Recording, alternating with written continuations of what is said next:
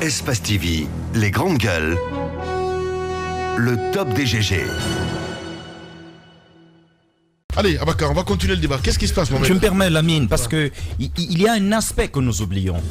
Toutes ces personnes-là, la belle étoile, où est-ce que ces gens dorment à l'heure où nous parlons? Est-ce que ces gens-là mangent? Ces gens-là ont besoin de couverture.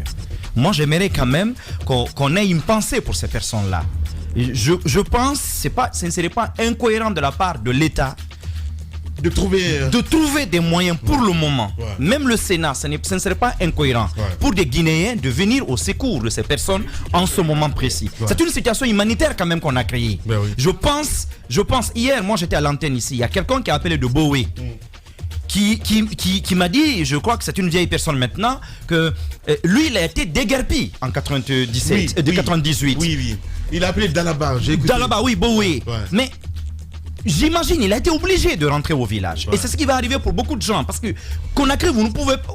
Combien de gens peuvent se trouver un terrain ici à 800 millions, 1 milliard même, carrément dans certains quartiers du Conakry aujourd'hui, et se bâtir à nouveau une maison? Je crois qu'il y a une situation quand même humanitaire qui a été créée. Il serait important que la société civile, mon Dieu, se réveille et qu'on puisse structurer quelque chose pour au moins une levée de fonds, qu'on puisse au moins venir en aide à ces Guinéens dont les enfants quand même sont à la rue en ce moment. Il y a des enfants, vous voyez l'école Batouta Diallo qui est en bordure de route. C'est fini. Parce que l'école est là et on a démoli tout le quartier. Donc ça veut dire que ces enfants-là sont à la rue. Il y a des gens qui sont récupérés par des parents peut-être en haute banlieue ou en dehors de Conakry, dont les enfants quand même devraient aller à l'école. Il y a des enfants qui ont besoin de passer des examens. Il serait important qu'on pense à ce point-là, à cet aspect, et que vraiment on s'organise pour venir en aide à ces populations en attendant qu'une autre solution, en tout cas viable de la part de l'État, soit trouvée. Moi j'ai dit ici, Lamine, il faut y aller avec toute la pédagogie et tout l'humanisme. Je crois que finalement je pense que ces jours-là, on a failli me lapider dans ce studio. Écoutez, moi je rappelle pas les positions des uns et des autres, mais j'ai dit que ces jours-là, c'était important de savoir que nous avons en face des êtres humains, des Guinéens. Ouais. On n'a pas affaire aux arbres, on n'a pas affaire aux pierres, et on n'a pas de pierres à la place de nos cœurs. Même si ces gens-là se sont installés sur ce bout de terre de notre pays illégalement, il faut vraiment les traiter avec toute la dignité qui sied à l'homme. Ouais. Et finalement, c'est à cela qu'on va. Ouais. Et j'avais dit aussi qu'il faut examiner, traiter les situations, cette situation au cas par cas. Et je crois que finalement, c'est à cela que le gouvernement est arrivé. Parce qu'au sommet de l'État, Lamine sait de quoi je parle, ça flotte. Ouais, ça flotte et le ministre Ibrahim Akourma aujourd'hui est en position assez difficile. Ouais. Parce qu'il n'est pas sous la même longueur d'onde que son Premier ministre. Premier ministre qui n'était même pas au courant de ce qui se passe, donc qui était à Dubaï, qui arrive et qui est comme mis devant une situation de fait accompli.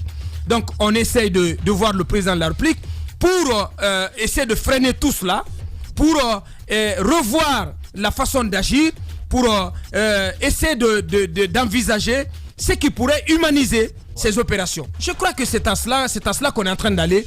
Donc il va y avoir un peu plus de discernement, et je vais réclamer qu'il y ait du discernement, et qu'il y ait même un plan de dédommagement pour ceux qui ont acquis des titres de propriété émis, Mohamed l'a dit, par des préposés de l'État. Ce n'est pas, ils sont pas venus s'installer là par leur propre gré ou par force. Ouais. Et voilà, ils sont passés par des démarches régulières, par les structures compétentes en la matière pour pouvoir obtenir ces documents. Donc, ce n'est pas de leur faute s'ils sont venus s'installer là. C'est pourquoi l'État va regarder tout cela au cas par cas pour voir ceux qui ont été déguerpis en 98 et qui sont revenus s'installer, qui sont entêtés, ils vont être déguerpis sans ménagement. Il y a ceux qui ont ces titres de propriété dont il faut examiner la situation avec beaucoup de lucidité. Maintenant, il y a ceux-là aussi qui sont là, qui sont installés illégalement. Dans tous les cas, l'État essaie d'humaniser ces opérations pour faire en sorte que, avant de les dégager, si on ne met pas en place un plan de dédommagement, qu'on trouve quand même comme un moyen de reloger ces Guinéens. Ce qui va être fait dans un premier temps, les emprises des voies, tous les encombrants physiques, les camions, les véhicules qui sont en panne, les garages, les baraques vont être quand même démolis. Ça, je pense que personne ne peut s'opposer à ça. Mais quand vous avez vu des images hier qui ont fait le tour de la toile, avec des familles, des baluchons sous la tête, mais c'est pas possible. Ouais. C'est juste regrettable. Je pense que finalement c'est le côté humain qui est en train de l'emporter et moi je suis très content. Voilà. Allez, vous êtes chez les GG. Espace TV, les grandes gueules. Le top des GG. Mesdames et messieurs, le ministère de la Ville et de l'Aménagement du Territoire rappelle une fois de plus que le site de Koloma, actuellement appelé centre directionnel, a été identifié par la Première République pour recevoir les services administratifs. En 1987, le ministère de l'Urbanisme et de l'Habitat a procédé non seulement à la définition des limites du site, mais aussi au recensement des occupants qui se trouvaient dans le périmètre. En 1988, le site a été classé par le chemin directeur de la ville de Conakry au titre de centre directionnel. Pour sa protection, l'État a installé des panneaux et des bornes géantes indiquant les limites de la zone réservée et l'interdiction formelle d'y construire. En 1989, le site a été classé comme réserve foncière de l'État, suivant le décret 211 en date du 23 novembre 1989 pour une superficie de 267,5 hectares et immatriculé sous le titre foncier numéro 09981/2007 TF de Conakry. De 1997 à 1998, face à l'envahissement total du site par des citoyens, l'État a procédé au dégagement de 63% des constructions illégalement érigées, soit une superficie théorique de 169,8 hectares. Suite à ce déguerpissement, les études d'aménagement, d'architecture et technique ont été réalisées par un cabinet cubain dénommé Siboney sur la base d'un contrat signé le 7 juin 1998 à La Havane. Ce plan d'aménagement a prévu un zoning par rapport aux activités à mener sur le site, dont le lot 1 qui est limité par la haute tension surplombant une rue de 50 mètres, à l'est par la T2, à l'ouest et au nord par la voie ferrée de Fria. Ce lot, constitué d'anciens lots de Kipé 2 avec une superficie de 42 hectares, est considéré comme une zone résidentielle, habitat évolutif. Le lot 33, situé entre les tours jumelles de Kakimbo, la route Le Prince et la T2, avec une superficie de 55,6 hectares, est considéré comme zone de logement et de commerce. Les autres lots, d'une superficie de 169,8 hectares, sont destinés aux bâtiments administratifs et aux centres des affaires. Le déguerpissement en cours porte sur les 168,9 hectares destinés aux bâtiments administratifs et aux centres d'affaires entièrement libérés en 1997-1998 et qui malheureusement font l'objet de nouvelles occupations illégales. Par conséquent, le dégagement de cette zone continuera son cours. Cependant, les autres lots non concernés par l'opération actuelle feront l'objet de négociations ultérieures. L'opération déclenchée a été précédée de plusieurs séances de sensibilisation des occupants suivies de notifications par voie d'huissier de justice. Le ministère de la Ville et de l'Aménagement du Territoire s'est compté sur l'esprit de civisme de tous et de chacun. Je vous remercie. Le déguerpissement en cours porte sur les 168,9 hectares destinés aux bâtiments administratifs et aux centres d'affaires entièrement libérés en 1997-1998 et qui malheureusement font l'objet de nouvelles occupations illégales. Par conséquent, le dégagement de cette zone continuera son cours. Cependant, les autres lots non concernés par l'opération actuelle feront l'objet de négociations ultérieures. L'opération déclenchée a été précédée de plusieurs séances de sensibilisation des occupants suivies de notifications par voie d'huissier de justice. Espace TV, les grandes gueules. Le top des GG. Titi, notre invité dans ce studio, mon cher ami. Monsieur Alouba, bonjour. Merci de répondre à l'invitation des grandes gueules. Alors, forcément, l'actualité la plus brûlante, c'est des déguerpissements à Koloma, sur le site directionnel de Koloma. Vous avez suivi la communication du ministre Ibrahima Kourouma. Donc, l'État a décidé de faire désormais de la pédagogie et de faire dans le discernement. La zone concernée désormais, c'est la zone qui avait été évacuée en 97, en 98. Mais d'un mot globalement, comment vous avez regarder cette situation qui est perçue par beaucoup dans l'opinion comme une situation, un drame humanitaire? Écoutez, déjà a priori c'est un mea culpa. À partir du moment où le ministre lui-même se rend compte de ce qu'on peut appeler, de ce qu'ils peuvent appeler peut-être erreur, mais ça n'est pas une. Oui. Parce qu'un État est censé réfléchir aux actes qu'il pose et tout ceci doit obéir à une planification responsable. Je crois que l'État donne l'opportunité à cette population de se constituer en collectif pour porter plainte. Les grandes gueules. L'État est justiciable. Et le caractère inhumain des opérations nous a indignés. Je me réjouis encore une fois que toute la population, de toutes les sensibilités, puisse s'exprimer et éventuellement voir autour de ces opérations-là l'aspect humain, parce qu'avant tout, nous sommes une société où nous sommes appelés à nous unir, nous avons une communauté de destin.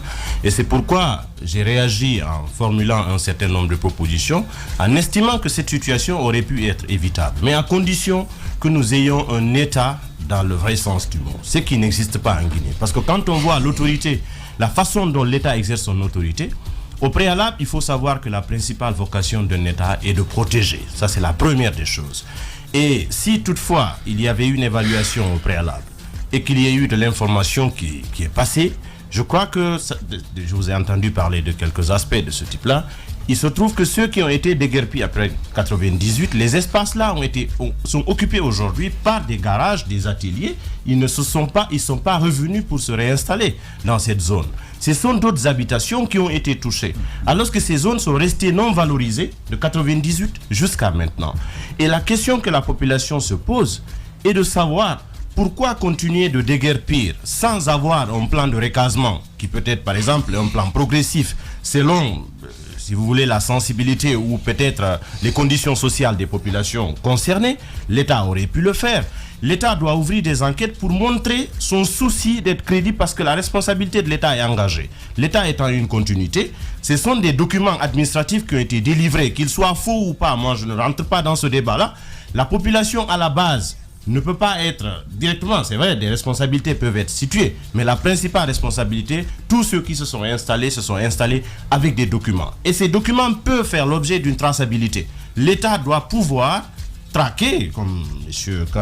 Tambala dit tout de suite, on peut traquer les personnes, qu'elles soient physiques ou morales, qui ont été responsables de la signature de ces documents-là. Ça, c'est une mesure qu'il fallait prendre. En plus, les zones de l'État doivent faire l'objet d'une communication.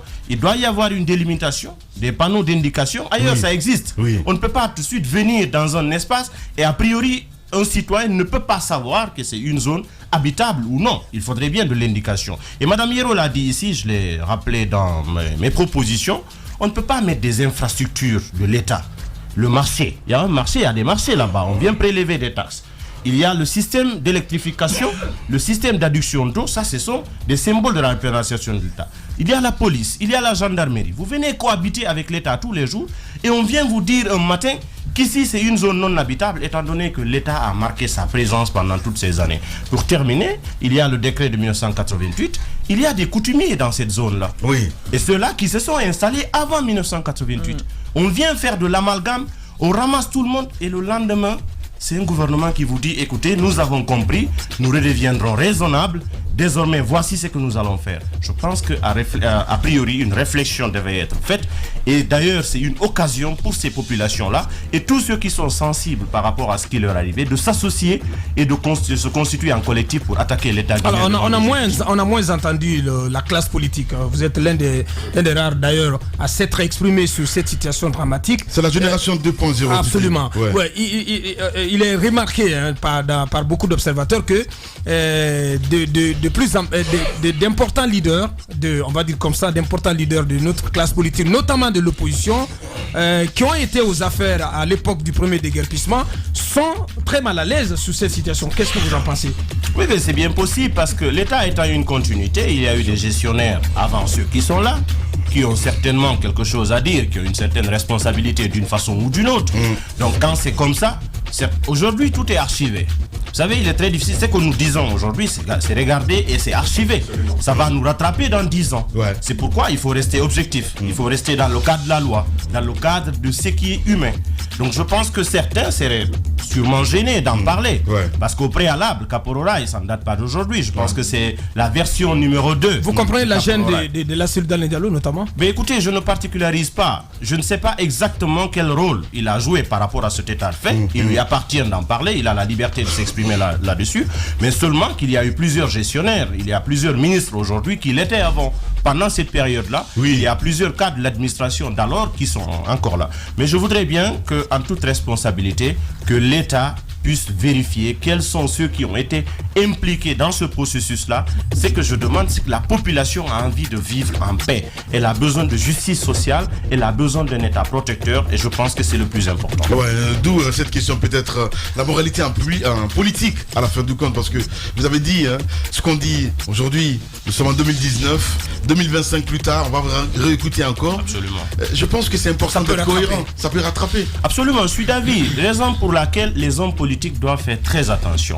Mais quand on est conduit par... vous. Absolument. C'est pourquoi je suis à la tête d'un parti politique qui mesure ce qu'il dit, ce qu'il fait. C'est toujours fondé sur une réflexion.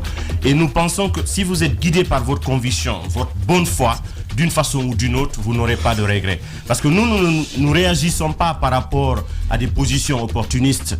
Nous le faisons parce que nous sommes convaincus que la Guinée peut se développer, et elle peut se développer à travers des idées, à travers une vision. Donc c'est pourquoi nous pensons que dans les années à venir, on peut revenir sur nos archives et qu'on en soit toujours fiers. Aliouba, il faut le rappeler, il est le président donc, du directoire provisoire du modèle, pardon. Espace TV, les grandes gueules. Le top des GG. Opération de déguerpissement sur le site de centre directionnel de Coloma. Cette mise au point des autorités guinéennes. Désormais, ces opérations donc vont se poursuivre, mais uniquement dans le domaine qui avait été entièrement libéré en 1997 et 98. On en parle ce matin avec le président du modèle, évidemment, il faut le dire. Et qu'en pense le parti modèle? Quelle approche de solution en ce qui concerne évidemment ces déguerpissements? Monsieur Aliouba, président du directoire provisoire du modèle, vous le voyez à l'écran, il est notre invité ce matin. Après 2 auditions qui ont connu un réel succès, les J-Awards, donc où les récompenses de la jeunesse guinéenne vont-elles s'institutionnaliser? Titi pose cette question ce matin. C'est du moins ça, tout le rêve qui caresse désormais les organisateurs. Comment faut-il pour y arriver? Comment les organisateurs comptent-ils capitaliser évidemment les acquis des 2 premières éditions? Moussa Daraba, directeur général de Intelligentsia Guinée, il sera avec nous un peu plus tard dans cette émission. Et puis notre coup de cœur du mois, un jeune qui rêve d'un meilleur ancrage de la démocratie et de l'état de droit dans son pays, agent communautaire, intervenant donc dans le domaine local, dans le développement local, pardon. Et ce jeune au parcours académique et professionnel intéressant regarde l'horizon politique et de son pays, à la fois avec une dose d'anxiété et d'espoir de lendemain meilleur. Et qu'est-ce qui justifie son engagement en politique? Que pense-t-il de la situation de la jeunesse guinéenne? Quel est son regard sur la situation sociopolitique du pays? Monsieur Suleiman Konaté, agent du développement local, responsable communication de la fédération UFDG du côté de Dubreka. Un peu plus tard, il va nous rejoindre évidemment dans cette émission Les Grandes Gueules sur Radio Espace Guinée. Aliouba. Alors, on revient en studio avec vous, Aliouba. Nous sommes en face de 2 urgences. Une urgence judiciaire, comme ça c'est en train de se laisser entrevoir, des propos à la fois des vôtres, de nous et de la réaction des auditeurs, mais avant une urgence humanitaire. Si on devait parler d'un plan Aliouba, quel serait-il face à cette urgence-là? Comment gérer déjà l'urgence humanitaire qui a été créée par le fait de ces casses? Mais ensuite, vous réclamerez comment gérer la question de la justice? Suspension des opérations dans un premier temps. Et je vais embrayer là-dessus. Hier, le maire de la commune de Matoto s'est transporté sur place. D'abord, vous, en tant que politique, de Ratoma, comment est-ce que vous avez perçu l'absence des conseillers, notamment de RPG à ses côtés? Parce qu'on apprend que c'est seulement les autres conseillers qui l'accompagnent. Oui, bien entendu. Comment l'avez-vous perçu? Et quel rôle pourraient jouer les autorités locales dans l'organisation de l'aide à apporter, notamment éventuellement aux sinistrés? Vous avez compris? Très bonne question. 3 questions à la fois. 3 questions à la fois. Je pense avoir compris, parce que ça fait un ensemble de questions. Seulement, je commencerai par dire que les politiques en Guinée ont du mal à dissocier ce qui est politique et ce qui est humain. Parce que tout est fait sur la base des petits calculs mesquins. Sinon, les élus en plus, à partir du moment où ils sont investis, ils sont des élus de la République. Ils doivent gérer en considérant le citoyen en priorité. Donc là, le cas de Kaporo, l'urgence voudrait déjà que ces populations soient prises en charge. Le rôle d'un État, d'ailleurs, qui a admis qu'il a failli, il faudrait plutôt trouver des mesures pour accompagner ces populations et les loger. Parmi eux, il y a des enfants. Et nous avons tous regretté que ces enfants-là, qui sont fragiles, se retrouvent dans cette situation et beaucoup d'entre eux risquent de se retrouver face à un cas d'interruption de leur année académique, de leur année scolaire. L'État doit pouvoir identifier les personnes concernées et procéder, si vous voulez, par catégorie, selon la fragilité des populations concernées et trouver des moyens d'urgence pour les faire héberger. Je sais que l'État guinéen a beaucoup de faiblesses. Sinon, dans une société normale, l'État aurait pu avoir, si vous voulez, des mécanismes d'urgence par rapport à des situations de ce type. Je ne sais pas s'il y en a. Parce que il y en a, et c'est géré par, dans la structure, par il y le en a. Sénat. Ok, d'accord. La structure, elle existe alors, il faudrait bien qu'elle se fasse sentir. Elle a des moyens. Deuxièmement, il faudrait accompagner psychologiquement les personnes concernées. Vous savez, le traumatisme est énorme. Aujourd'hui, les gens sont désemparés. Il y a beaucoup qui prendront certainement l'option d'aller au village, d'aller retrouver la famille ou aller se caser dans une famille à Conakry. Mais ce traumatisme-là risque de beaucoup plus les affecter que par ce qu'ils ont subi pour le fait d'avoir perdu la maison. Le désespoir, Madame So en parlait tout de suite, le fait qu'un père de famille qui laisse ses enfants chez lui avec tout ce qu'il a pu réaliser, ce désespoir-là, il faudrait penser à le rehausser. Donc le soutien psychologique, il est important. Maintenant, la question judiciaire, bien entendu, il y a un encadrement. Oui, parce que ce qui me conduit à cette question-là, c'est des gens qui ont perdu leur maison et très certainement leur activité. Alors, quand on parle de judiciaire, forcément, il faut penser à des moyens. Comment est-ce que tout cela pourrait s'organiser si l'État, tel que nous sommes en train de le demander, refusait de se mobiliser en faveur d'une suite judiciaire pour les victimes? Mais les populations peuvent le faire. C'est pourquoi j'ai dit à l'entame qu'à partir du moment où il y a eu cette déclaration le lendemain, comme quoi l'État a fait son mea culpa, alors désormais voici ce qu'on va faire. Et bien entendu, on admet de façon implicite que ce qui a été fait n'est pas normal. Il y a suffisamment d'arguments pour que la population à ce niveau-là se constitue en collectif. Tous les élus, les hommes politiques, les acteurs de la société civile, tout le monde doit pouvoir accompagner une telle initiative pour contraindre l'État non seulement à indemniser les grandes gueules, mais qu'il y ait des juridictions qui sanctionnent l'État, parce que l'État est justiciable. Donc je pense que c'est la démarche qu'il faut mener. C'est une démarche citoyenne, elle n'est pas nécessairement politique. Et les hommes politiques que nous sommes, nous devons savoir prendre de la hauteur. À un moment donné, nous avons des revendications catégorielles, ça c'est universel, c'est connu, tous les hommes politiques, mais il faudrait savoir dissocier ce qui est politique et ce qui est humain. C'est ce qui ne se fait pas. Et très souvent, Lamine, je le regrette, l'État guinéen, même dans le langage, l'État ne raisonne pas en termes de partisans. les grandes gueules, Nous n'évoluons pas dans le même secteur d'activité, mais nous sommes des citoyens au regard de l'État. C'est par rapport à nous autres politiques qu'on se catégorise militants ou sympathisants de tel. Mais vous voyez un ministre de la République qui se comporte en acteur politique, qui dit que ce sont des militants ou des citoyens de telle zone, de telle zone. La catégorisation, le langage lui-même est important. Il faudrait que si nous voulons bâtir un État, il traite tout le monde comme étant des citoyens, surtout au regard de la loi. Bien, Aliouba, il faut le rappeler, un président du directeur provisoire du modèle. On va parler maintenant du modèle, justement. Non, on demandait tout à l'heure. Il y a une question essentielle. Il y a une question essentielle. C'est que faire aujourd'hui pour éviter, si vous voulez, une récupération politique. Parce que vous vous rappelez, après Kaporo Rail 1, comme vous l'avez dit, aujourd'hui on a Kaporo Rail 2.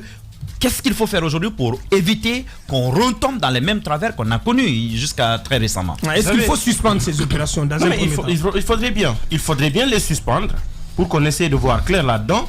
Si on voit les archives, on voit les déclarations de l'actuel président Alpha Condé par rapport à Kaporo Rail en 98, il avait tenu des propos de nature à ne pas honorer un homme politique, des propos incendiaires. À l'époque, il avait parlé de conspiration d'une communauté. Il avait indexé, il avait même communautarisé les opérations. Nous ne ferons pas comme lui.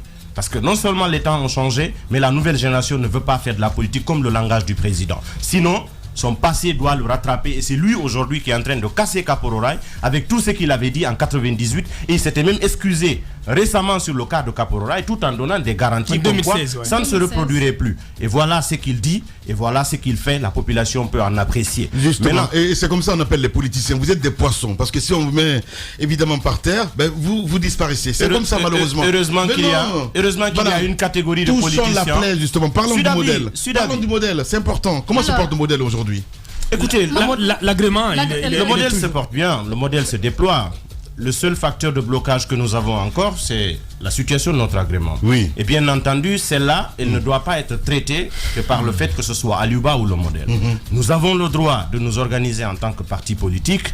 Il faudrait bien que ce que la Constitution nous accorde comme droit, que les autorités ne nous en privent pas. Oui. Si on devait nous priver de ce droit-là, il fallait que ce soit motivé. Vous avez reçu le ministre Bourema Condé ici, pendant que j'étais absent. Les grandes gueules. Pas avec déception, parce que je connais qui est Bourema Condé. Je ne serais pas déçu qu'il se prononce de cette façon. Tout le monde sait, de notoriété publique, c'est quelqu'un qui n'a pas une bonne réputation. Alors, quand il dit qu'il reçoit 5000 demandes, ou bien que c'est à nous de revenir tout le temps voir, je dis clairement que nous avons suivi la procédure à la lettre et nous avons respecté toutes les étapes. Jusque-là, on ne nous a fait aucune notification, ni en réserve, ni en rejet, ni en approbation. Oui. Et nous avons fait constater tout cela sur PV par un cabinet d'huissier. Oui. Et nous sommes aujourd'hui à la Cour suprême. Si nous avons choisi le multipartisme intégral en Guinée, c'est parce que nous avons décidé que les gens aient la liberté de s'organiser en parti politique pour défendre leur vision, les valeurs auxquelles ils croient et bien entendu exercer leur liberté collective. On ne peut pas adopter une doctrine et renoncer à ses principes. Et la compétition électorale, elle est la seule habilité à éliminer ou à maintenir un nom politique. Aujourd'hui, ailleurs, je vais juste terminer. Sur le terrain, ailleurs, tellement que les lois ont évolué, la création d'un parti politique obéit au régime déclaratif. Vous n'avez pas besoin de procédures administratives lourdes.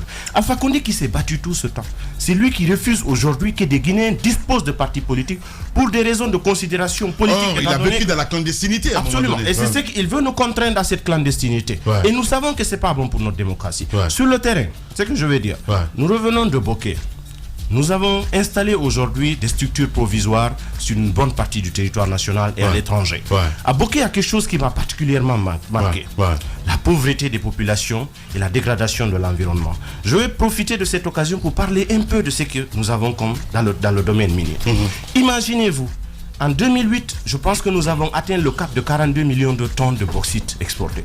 Nous avons aujourd'hui près de 20 grandes entreprises qui ont des concessions, qui sont en train de faire de l'exploitation sauvage de notre mine. Malgré le volume d'exportation, nos exportations représentent près de 90% qui sont composées de produits miniers. Ça ne représente que 17% de nos recettes fiscales. Imaginez-vous l'écart qu'il y a. Environ 12% de notre PIB. Ça veut dire ça n'absorbe même pas 2,6% des emplois. Avant de l'aborder, on dit, quand vous voyez il y a une complicité aussi des députés. Touchons la plaie. Écoutez, allez-y. Les responsabilités peuvent être connues. Moi, je parle de la situation elle-même. Comment vous pouvez comprendre qu'avec toutes les félicitations que le gouvernement se fait pour dire que nous avons atteint un tel niveau de croissance, ça c'est déjà une croissance qui ne profite qu'aux autres, parce que nous exportons de la terre brute en volume, mais le niveau de pauvreté ne fait qu'accroître. Donc ça montre combien de fois nous avons une mafia qui nous gère et ils se sont organisés en oligarchie. Tout ce secteur, malgré tous les financements qu'il y a autour de ce secteur-là, ça n'absorbe que 2,6% des emplois. Ça veut dire que nous pouvions, s'il y avait de la vision, orienter nos efforts vers d'autres secteurs tels que l'agriculture, ça allait moins nous exposer. Et d'ailleurs, ça fait partie de la vision que nous avons en tant que parti politique pour montrer que nous pouvons avoir une alternative aux mines et une alternative crédible. Là où nous pouvons investir et obtenir des résultats, et bien entendu, l'objectif, la finalité de toute politique publique, c'est si elle permet de lutter contre la pauvreté. Ça veut dire, l'objectif, c'est d'accroître les capacités des gens et bien entendu de rehausser leur niveau de vie. Ce qui ne se fait pas, parce qu'à Boké, où nous ne sommes pas contentés d'implanter le parti. Nous sommes allés à la base pour rencontrer les jeunes, les couches féminines. Nos femmes, nos sœurs, nos mères, dans Sangaredi et dans la zone, ont du mal à accéder aux soins primaires. Il y a encore des villages dans la périphérie de Boké où le développement n'est jamais passé. C'est des gens qui transportent sur moto des femmes enceintes pour les venir pour qu'elles accouchent à Kamsar et à Boké. Imaginez-vous combien de fois c'est inadmissible dans une région où les gens sont assis sur une mine d'or avec toutes les ressources qu'il y a. Tapis dans l'ombre à Conakry ici, il y a des gens dans les bureaux climatisés qui sont dans la sous-traitance, qui ont plus de 100 camions, 200 camions dans le transport, qui font payer ça énormément. Ils sont là, ils s'enrichissent sur le dos de cette pauvre population. Tout le long de la route, je vois des enfants à 10 heures qui ne vont pas à l'école, ils ramassent le bois, ils sont en train de traîner. Moi, ça m'a marqué. Moi, je ne suis pas un homme politique qui veut... Les grandes gueules. Si vous voulez, d'une situation, il y a la population à la base, elle mérite mieux. Mais nos gouvernants sont des vampires. C'est inadmissible. Ce qui se passe à Boké. Et quand on prend par exemple au niveau des infrastructures, c'est autre chose. Non, mais je suis d'accord avec toi un peu pour une fois. Les infrastructures, mais aussi l'environnement. L'environnement à Liouba, parce que quelquefois il y a des destructions qui se font. Est-ce qu'on pense un peu à l'après-mine, après les mines? Parce que la vie de la Guinée des citoyens à la base ne se résume pas aux mines. Est-ce qu'en détruisant ainsi l'environnement, on peut penser à une vie quelques années plus tard dans cette localité? Je ne pense pas. À ce rythme, parce qu'à Sangaredi par exemple, c'est comme s'il n'y a aucune couche entre le soleil et vous. Vous ressentez le soleil à 9h du matin. C'est impossible de sortir. Ça devient la localité la plus chaude du pays. Je transpirais toute la journée et j'ai imaginé cette population qui vit ici aussi au quotidien. Partout, ce sont des carrières ouvertes, béantes. Il n'y a pas de reboisement. Alors qu'il y a une délimitation faite et on doit faire obligation à ces entreprises-là de s'impliquer dans le reboisement. Il y a aussi la complicité des structures locales, les gouverneurs, préfets, les sous-préfets. Ils sont tous impliqués parce qu'à partir du moment où on reverse ce qu'on doit à la population locale, on appelle contenu local et tout ça, la population ne touche rien. Et il y a des villages qu'on a fait déménager. Aucune compensation, les enfants sont perdus dans la rue. On prépare des exilés. C'est pourquoi la Guinée, nous n'avons jamais connu la guerre civile, Dieu merci, mais nous sommes l'un des plus grands pays pourvoyeurs de demandes d'asile dans le monde. Et ça ne nous fait pas honneur. Nous voulons lutter contre ça. Mais ici, c'est la conséquence de la mauvaise gouvernance dans notre pays. Et c'est vraiment pas... Les Guinéens sont intelligents. La plupart qui meurent dans la Méditerranée et au niveau du désert, ce sont des jeunes diplômés ou qui ont du potentiel. Pourquoi cela? Nous, ça nous indigne en tant que parti politique. La jeunesse mérite mieux que ça. Bien, parle de courant. Non, parle de courant justement, parce que Tamba parle de courant. Je veux dire, il y a le courant de Sidia Touré aujourd'hui. Hein. C'est bien cela? Le courant de Sidia Touré.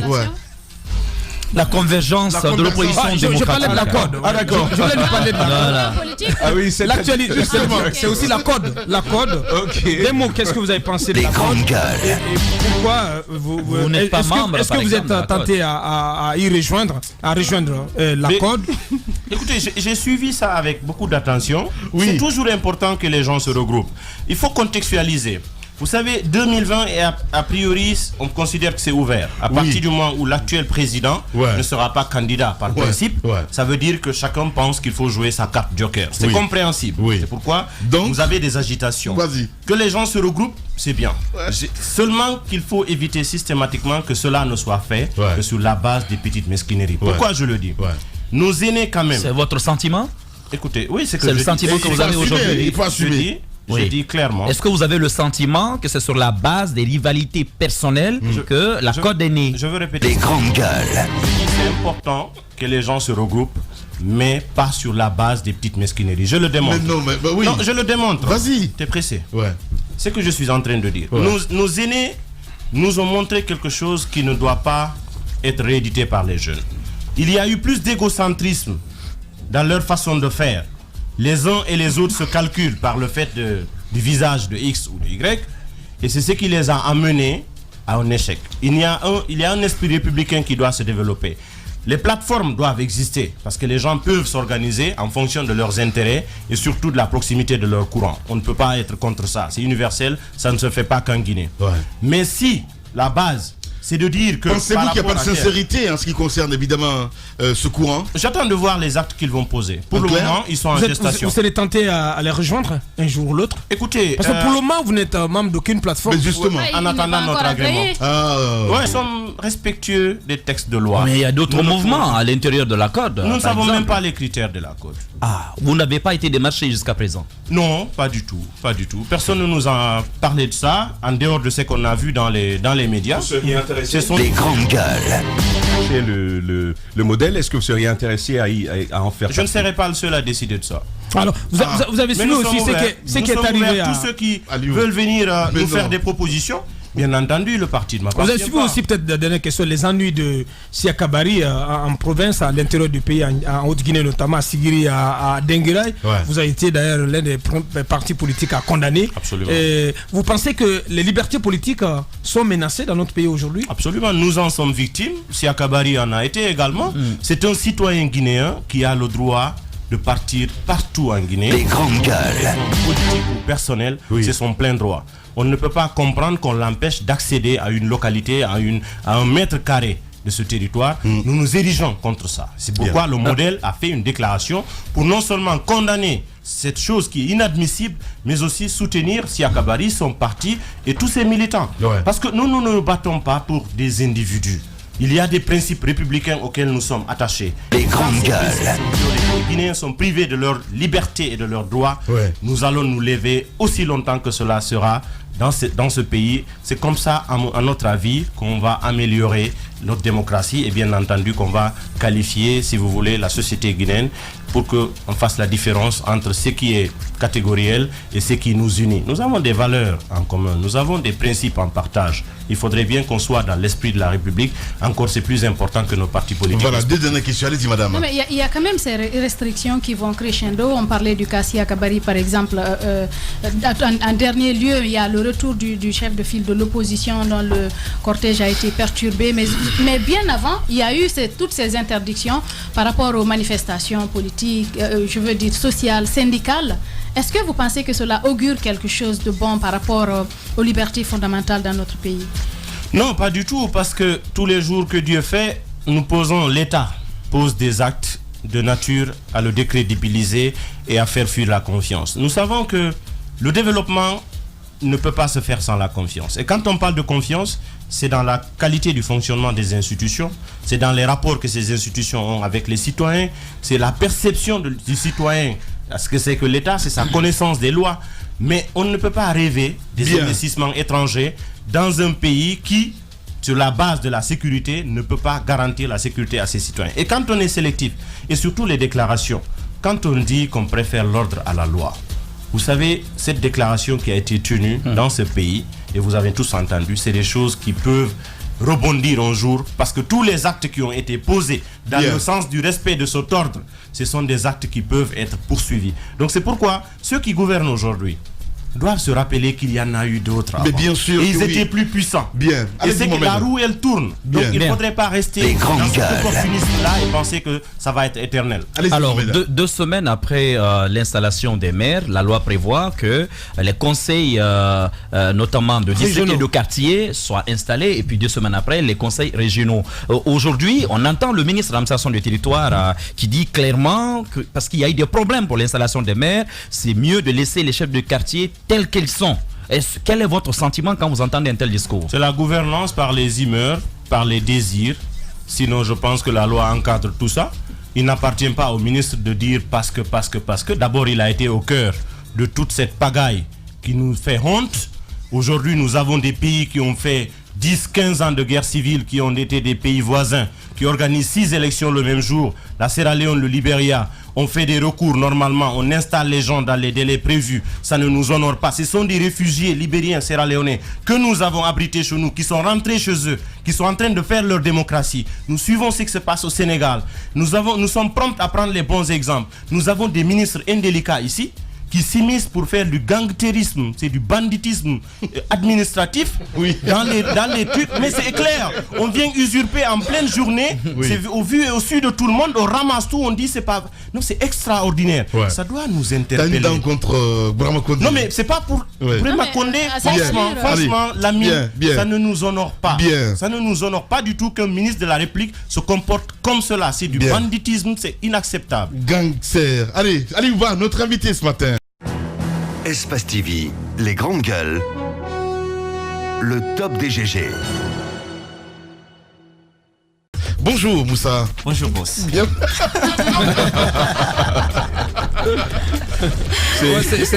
En fait, c'est l'ancien employé, quoi. C'est quand même mon premier patron, celui qui m'a donné mon premier salaire. Voilà, donc. Alors, après 2 éditions, quel bilan vous tirez donc de l'organisation des JAWAD? Des mots qu'est-ce que vous en retenez? Qu'est-ce qu'il en retient, mais surtout, est-ce que c'est une initiative finalement épousée? Parce que sur la dernière édition, on a comme craint que ce soit une initiative récupérée par l'État, mais on a vu finalement le ministre de la Jeunesse accompagner tout ça. Est-ce qu'au sortir des deux éditions, on peut dire que c'est finalement une initiative qui est épousée par le plus large public guinéen? Absolument, c'est une initiative qui a réussi à se tailler une place de choix aujourd'hui dans le cœur de la jeunesse guinéenne. La forte adhésion des jeunes autour de tout ce que nous entreprenons le prouve. Nous avons réussi en 2 années à mobiliser plus de 5000 jeunes leaders et beaucoup de personnalités, près d'une centaine, une quinzaine de ministres. Je crois que un événement en 2 années porté par des jeunes sans aucun accompagnement réel des institutions ministérielles, je crois que ça veut dire déjà qu'on est Aliouba, qui était à votre place il y a quelques instants, invité à Paris par les autorités françaises, vous l'avez désigné cette année personnalité politique de l'année. Ça veut dire que vous n'êtes pas trompé et qu'il y a du sérieux dans ce que vous avez fait. Est-ce que ça vient prouver à l'opinion que le travail que vous abattez dans le cadre de cette organisation, c'est un travail sérieux? Tout à fait. Notre événement est une manifestation de fierté et d'encouragement à l'endroit de ces jeunes qui réussissent à faire respirer notre pays par la bouche. Parce qu'on sait, on a un pays asphyxié, on a beaucoup de difficultés à s'en sortir, mais les jeunes se battent constamment pour s'inviter dans l'architecture sociale. Aliouba aujourd'hui, c'est une grande fierté, mais c'est pas une première. À l'occasion de la première édition, Sékou Koundono également, juste après les J-Awards, a été aussi invité au Quai d'Orsay comme étant personnalité d'avenir de l'Afrique. Donc ça confirme davantage, il n'est pas le seul. Il y a Bailo également, Barry, qui a été invité du côté des États-Unis et qui le mois dernier a été aussi choisi comme étant personnalité du mois par le Centre culturel franco-guinéen. Donc tout ceci confirme le travail sérieux que nous employons autour de cet événement qui est devenu aujourd'hui le plus grand rendez-vous de la jeunesse guinéenne. Alors Moussa Daraba, est-ce que tout s'est parfaitement bien déroulé? Est-ce qu'on peut dire que tout a été rose ou bien il y a particulièrement des couacs sur lesquels vous voulez vous pencher pour rendre l'événement peut-être meilleur aux prochaines années? Nous n'avons pas l'apanage de la perfection, nous n'aurons donc pas la prétention d'avoir posé des actions parfaites. Nous sommes dans cette logique, c'est d'ailleurs l'objet de mon retour en Guinée. Je suis étudiant actuellement à l'ISIC de Rabat en communication politique, donc j'ai décidé de revenir. On a rencontré les lauréats pour savoir ce qu'ils attendent de nous et ce qu'ils pourraient nous apporter également. J'ai vu des gens comme Khalil Oularé, j'ai constamment vu M. Tamba avec qui j'échangeais souvent pour savoir tout ce qui a manqué à notre événement pour qu'on puisse parfaire. On est un bébé qui n'a que 2 dents dans la bouche pour le moment. On essaye d'avancer en faisant une sorte de perfection autour de ce que nous posons comme action. Alors la question est posée. La question est posée depuis ce matin. Avec l'engouement que ça suscite, l'adhésion à la fois des ministres, parce qu'on a un ballet accompagné la première et la deuxième édition. Les J-Awards, est-ce qu'on tend vers l'institutionnalisation? Est-ce que c'est en débat? Qu'est-ce qui est dit de ce côté? C'est notre rêve, mais il faut préciser que c'est à la première édition et ça il faut le mettre à l'actif du ministre Moustapha Naïté. C'est à la première édition qu'on a mobilisé beaucoup plus de personnalités. Il s'est personnellement impliqué, mais pour la deuxième édition on a eu beaucoup de difficultés. Le ministre de la Jeunesse, je suis pas en train de raconter n'importe quoi. Il a fallu que je l'appelle le jour de l'événement à 21h pour lui rappeler que c'était le jour J. Et pourtant, 2 jours avant, on était ensemble au forum J-Model où on a mobilisé 700 jeunes avec qui on a communié ensemble et le lendemain on a formé 100 et quelques jeunes. Tous les jours on l'appelait constamment, mais il y a eu quand même quelques efforts qu'il a fournis. Il a eu du dédain pour l'événement ou pas? Je ne sais pas puisque je suis pas dans sa tête pour l'imaginer, mais je sais personnellement qu'on a eu beaucoup de mal à le mobiliser. Le premier ministre à être avec nous ce jour, c'était le ministre Curtis qui a d'ailleurs tenu le discours d'ouverture et pourtant c'est un événement de jeunesse. Alors quels sont les horizons que vous chassez maintenant? C'est quoi les perspectives? Nous cherchons à aller vers l'institutionnalisation de l'événement, un événement qui mobilise plus de 2000 personnes, autant de jeunes leaders, c'est la crème de la jeunesse, l'establishment en quelque sorte, un événement qui réussit à remplir le parking de Prima Center. Les voitures étaient garées jusqu'à la devanture de l'ancien domicile du chef de l'État. Ça veut dire qu'il y a une forte adhésion de la jeunesse et que ça mérite d'être accompagné. Les gouvernants disent constamment que nous faisons partie de leurs priorités. Il y a 2 mandats qui nous ont été dédiés, mais le budget du département de la jeunesse prouve déjà notre place dans les priorités des des gouvernants. Donc nous, on les si vous n'avez pas le soutien du département de la jeunesse, ce n'est pas gagné. Absolument. Cette institutionnalisation que vous voulez, pour laquelle vous voulez aller, elle n'est pas acquise. Si vous n'avez pas le soutien du ministère de la jeunesse, quel appel à l'endroit du ministre Mokhtar Diallo? L'invitation n'est pas qu'à l'endroit du ministre Mokhtar Diallo, c'est à l'endroit du gouvernement, puisque c'est lui qui s'est engagé à nous dédier son mandat. Nous, on ne veut pas d'argent, on veut un accompagnement, on veut être encadré, qu'on mette à notre disposition des informations sur des jeunes qui émergent en Guinée, et qu'au-delà de ça, les lauréats qui sont choisis à l'issue de notre événement, qui soient mis en valeur, qui soient les premiers interlocuteurs des gouvernants lorsqu'il s'agit des questions en rapport avec les domaines dans lesquels ils ont été élus. C'est tout ce qu'on veut, c'est pour donner de la valeur davantage à ce que nous faisons. Est-ce que ce serait pas plus intelligent, plus bénéfique de vous mettre en rapport avec le prochain Conseil national de la jeunesse? Est-ce que ce serait pas meilleur de procéder à Conseil national de la jeunesse? C'est un Conseil national de la jeunesse qui ne vient pas, qui ne vient jamais. Et nous, on se fait désirer. Bien. Les gars, vous laissez. Allez, Moussa, merci beaucoup. Merci pour tout ce que vous faites pour la Guinée. Et voilà, je vous porte dans mon cœur. Merci. Espace TV, les grandes gueules, le top des GG. Monsieur Suleiman Konaté, agent communautaire, agent de développement local, responsable communication de la fédération UFDG de Dubreka. Il est notre invité, Titi. Monsieur Konaté, bonjour. Bonjour Monsieur Abakar et bonjour à tous les animaux. Merci d'avoir fait le déplacement de Dubreka pour nous rejoindre, pour venir jusqu'à nous dans ce studio. Première question tout de suite. On a regardé votre profil, votre parcours académique et professionnel assez intéressant. Vous êtes agent de développement, mais en même temps vous vous impliquez dans la politique. On serait tenté de vous demander pourquoi vous ne vous êtes pas cantonné dans votre domaine à travailler, donc à aider les communautés à la base, à faire avancer les choses à la base. Pourquoi aller et faire le pas donc pour avoir un engagement sur le plan politique? Merci M. Abakar pour la question. Depuis 2011, j'évolue dans le développement communautaire. Je me suis engagé en politique pour deux raisons. Premièrement, les valeurs que je défends depuis un certain temps. Ces valeurs ont pour nom la démocratie, les droits humains, les libertés fondamentales, mais aussi la promotion de la citoyenneté et de la bonne gouvernance. C'est la première raison. La deuxième raison, c'est en tant qu'acteur de développement communautaire, je suis tout le temps en contact avec les communautés à la base, dans les districts, dans les quartiers, ceux dont vous appelez ici les vrais gens. Donc, quand vous voyez le niveau de gabegie financière, le niveau de détournement des deniers publics au niveau de nos gouvernants actuels, et que vous rencontrez ces vrais gens à la base, vous vous rendez compte qu'ils n'ont pas accès à l'eau potable, vous vous rendez compte qu'ils n'ont pas accès à la scolarité, vous vous rendez compte qu'ils n'ont pas accès à l'eau potable. On dit qu'il y a deux Guinées. Donc voilà les raisons. Un bon moment, je me suis engagé dans le cadre des activités citoyennes au niveau des ONG. Mais finalement, je me suis rendu compte qu'avec les ONG, c'est très bon, mais tout se fait politiquement actuellement chez nous. C'est pourquoi je me suis engagé en politique pour apporter ma petite contribution. Donc toutes ces situations vous révoltent? Les situations que vous regardez, que vous observez au quotidien dans votre travail d'agent communautaire, c'est révoltant tout cela? C'est révoltant et c'est choquant. Non mais parlons par exemple de ce que vous vouliez changer à Dubreka, par exemple, agent de développement à Dubreka, localité où votre parti a perdu les élections suite à cet accord, ce fameux accord. Qu'est-ce que vous pouvez aujourd'hui changer parce que vous n'êtes pas à la tête de la mairie? Est-ce que vous allez être contraint de vous rabattre sur votre travail d'agent de développement local pour faire avancer les choses à partir du moment où vous n'avez finalement pas pouvoir de décision au niveau de cette localité? Non, la commune urbaine. Bon, au niveau de la commune urbaine, je dois dire que l'UFDG n'a jamais perdu une élection au niveau de la commune urbaine depuis 2010. Les résultats en font foi. Mais en tant qu'agent de développement communautaire, il ne suffit pas d'être dans l'exécutif communal pour changer les choses. Nous venons de voter tout à l'heure le budget communal. Donc le débat a été très intéressant. On a apporté notre petite contribution pour non seulement l'adoption du budget, mais aussi le contrôle citoyen de la gestion de l'action publique. Donc on peut faire ça à ce niveau-là.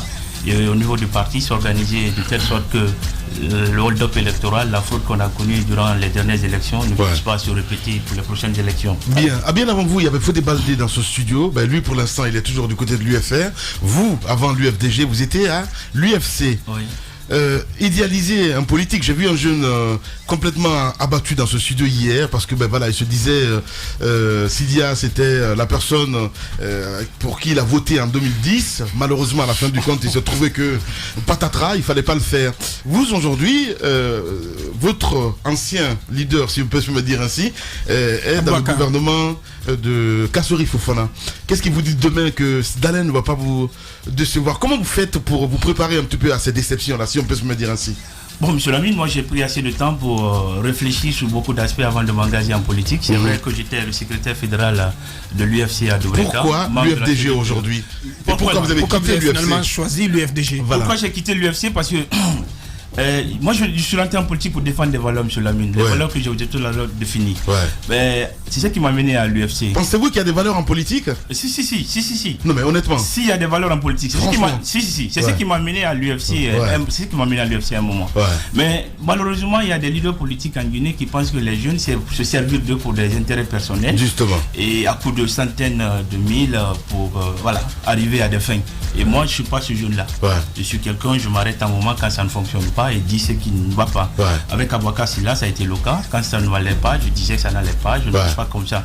Et finalement, j'ai compris que j'étais mal compris. J'ai décidé de prendre mes distances. Vous auriez pu aller au RPG Arc-en-Ciel, au PEDN, ou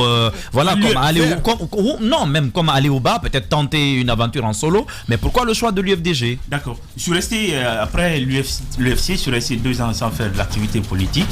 Pourquoi j'ai choisi l'UFDG? C'est pour 2 raisons. Premièrement, les valeurs que je vous ai dit tout à l'heure, je tiens beaucoup à ces valeurs-là. Deuxièmement, c'est la personne même du président de l'UFDG.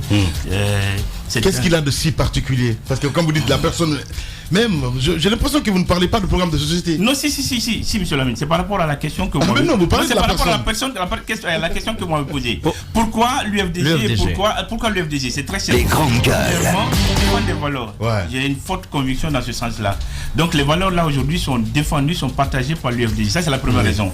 La deuxième raison, la Guinée d'aujourd'hui n'a pas besoin d'un stagiaire comme celui qu'on a actuellement à Sévoutoria. La Guinée a besoin d'un technocrate, d'un homme compétent, d'un patriote surtout, qui puisse amener le pays vers le bonheur et l'émergence que nous souhaitons tous.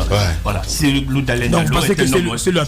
C'est un homme d'expérience, c'est un technocrate aguerri, et en dehors de tout ça, c'est un homme de paix. Bien. Est-ce que vous êtes l'exemple que l'UFDG n'est pas un parti communautaire? Ceux qui le disent, honnêtement, n'ont pas compris. Moi, quand j'étais hors structure, c'est ce que je pensais, honnêtement. Les grandes gueules. J'ai compris que il y a beaucoup de choses que nous disons sur l'UFDG, mais une fois à l'intérieur, vous comprenez que ce n'est pas ça. Parce que même quand vous prenez les vice-présidents aujourd'hui, ceux qui qualifient le parti de parti ethnique, vous vous rendez compte que c'est un seul de la communauté de M. Selou qui se retrouve au niveau de l'exécutif. Bien. Souleymane Konaté, il faut le rappeler, notre invité ce matin. Allez-y, Tamba, dernière question. Moi, j'ai une question bien simple. Il était à l'intérieur d'une ligne qui est vraie dans le développement local, c'est un peu la société civile. Alors, qu'est-ce qui vous dit que votre voix va être plus portée à l'intérieur d'un parti politique qu'à l'intérieur d'une structure de société civile? Monsieur Lamine, monsieur Tamba, merci. C'est un camarade de promotion. C'est beaucoup de plaisir. Au lycée à Messou, nous l'appelions Doudou Diouf. C'était le meilleur dragueur de classe. Doudou Diouf. On le capte. Donc voilà. À l'UFDG, je suis convaincu, jusqu'à preuve de contraire, que la voix sera entendue. Parce qu'on vient avec de l'expérience, on vient avec quelques idées. Et nous allons nous battre à ce que ça soit entendu. Merci beaucoup en tout cas Konaté d'être passé chez les grandes gueules. Merci beaucoup monsieur Lamine. Non mais peut-être les prochains challenges pour Konaté, c'est quoi l'agenda et qu'est-ce que vous allez, quels sont les chantiers personnels ou au plan politique auxquels vous allez vous attaquer les semaines et mois à venir? Éventuellement il est jeune, est-ce qu'en cas d'élection législative on pourrait s'attendre à ce qu'il soit sur une liste qui se retrouve peut-être au Parlement? Bon, parce que l'UFDG c'est un tremplin. C'est vrai. Beaucoup passent là pour avoir des postes. Non, on voit, c'est là votre ex-président. C'est vrai. Bon, mais c'est pas bon. C'est une mauvaise leçon que nous donnons à la jeunesse de ce pays-là. Bon, par rapport à Madame Hiro, je pense que je fais partie des jeunes qui pensent que la responsabilité, elle se décrète pas, il faut mériter. C'est par rapport au travail. Si les gens estiment que vous êtes en mesure d'accomplir le travail pour lequel ils ont envie de vous confier, certainement qu'ils vont vous prendre. Donc, par rapport à ça, c'est le parti qui va décider le mois venu.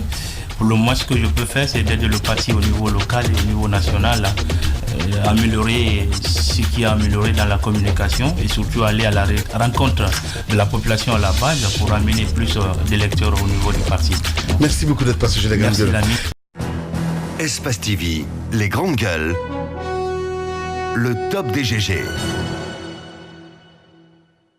Merci à l'équipe de réalisation, Amadou So, Mamoudou Kondé, à l'équipe de cadrage, Nalaï Sidibé du côté du son, donc notre ingénieur du son. Vous nous avez regardé à la télévision à Kamsar. Merci de l'attention. On remet ça lundi. Portez-vous bien. Au revoir.